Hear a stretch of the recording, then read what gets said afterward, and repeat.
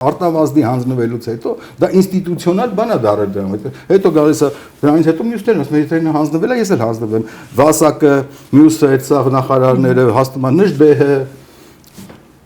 Նժդեհին ասում են արդեն զորքերը մտել են բան ինչ են ասում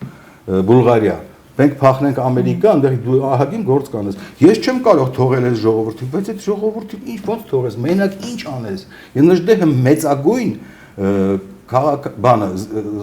ռազմական գործիչ է բայց քաղաքական գործիչ չի եղել ու գնացել բռնվել հանձնվել մինչեւ տենց հանձնվելը գայսը մինչեւ այսօր ինչքան մարդ է բռնվում ինչքան մարդ է հանձնվում ու դրանք բոլորը հերոս են հերոս չեն ես կարծում եմ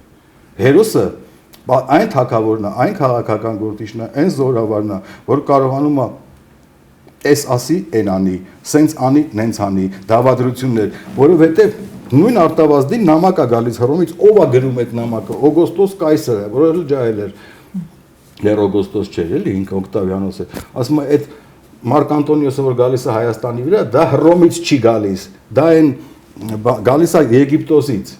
Են Պուտինի, Պրիգոժինի նման ինչ-որ մի հատ բան է, էլի, ասում է դրան թունավորեք, մի բան արեք, դավադրաբար սպանեք, որ լավ կլինի հայ։ Ինչ է պատասխանում պաթոսը եւ բան։ Մենք